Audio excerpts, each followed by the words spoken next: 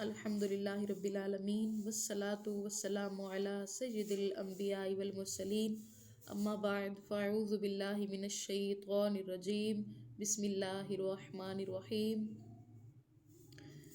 قال اللہ تبارک و تعالی فی القرآن المجید والفرقان الحمید فی شان حبیبہ مخبرا و آمرا ان اللہ وملائکتہ یصلون علی النبی یا ایہا الذین آمنوا صلوا علیہ وسلموا تسلیما الصلاۃ والسلام علیک یا رسول اللہ الصلاۃ والسلام علیک یا حبیب اللہ الصلاۃ والسلام علیک یا نبی اللہ وعلی آلک واصحابک یا نور اللہ۔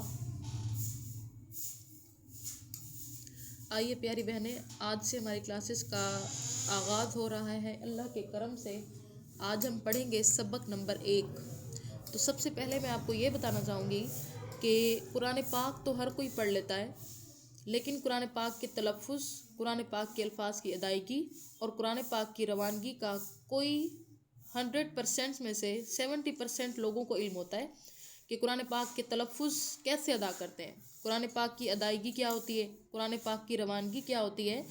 تو قرآن پاک کو بعض لوگ سرائکی لہجے میں، بعض لوگ اردو لہجے میں اس طرح سے ادا کرتے ہیں، لیکن قرآن پاک کا لہجہ جو ہے وہ عربی لہجہ ہے۔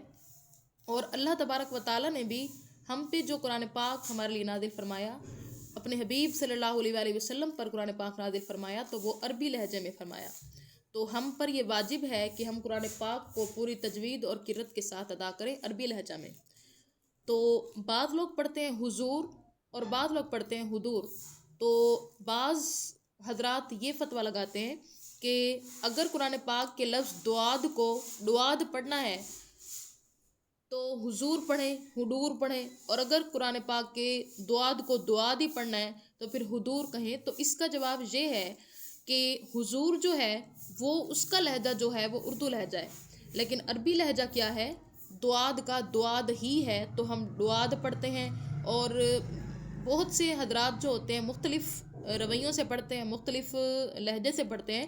تو قرآن پاک کا لہجہ جو ہے وہ عربی لہجہ ہے اور قرآن پاک کا حق ہے، ہم پر واجب ہے کہ ہم اس کو عربی لہجہ میں ہی ادا کریں۔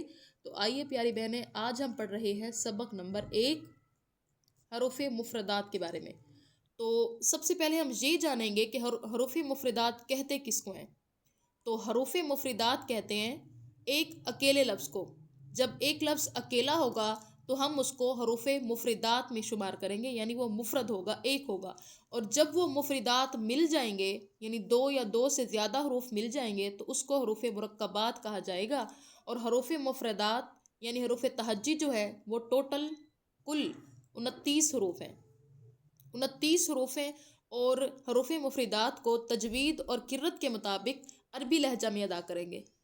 دیکھیں یہاں پہ لکھا ہوا ہے مدنی قاعدے میں کہ حروف مفردات کو تجوید و قرت کے مطابق عربی لہجہ میں ادا کریں اور اردو تلفظ سے پرہیز کریں۔ دیکھیں وہی بات جو میں نے آپ کے سامنے پہلے عرض کر دی کہ اردو لہجہ ہم نے نہیں اپنانا، قرآن پاک کا لہجہ ہے عربی لہجہ، تو ہم نے اسی میں پڑھنا ہے، اردو تلفظ سے پرہیز کرنا ہے، یعنی بے، تے، سے، خے، خے، توئیں، زوئیں وغیرہ ہرگز نہ پڑھیں، بلکہ کیا پڑھنا ہے، با، تا، سا، حا، خو، تو، ضا پڑھنا ہے۔ ٹھیک ہے پیاری بہنیں۔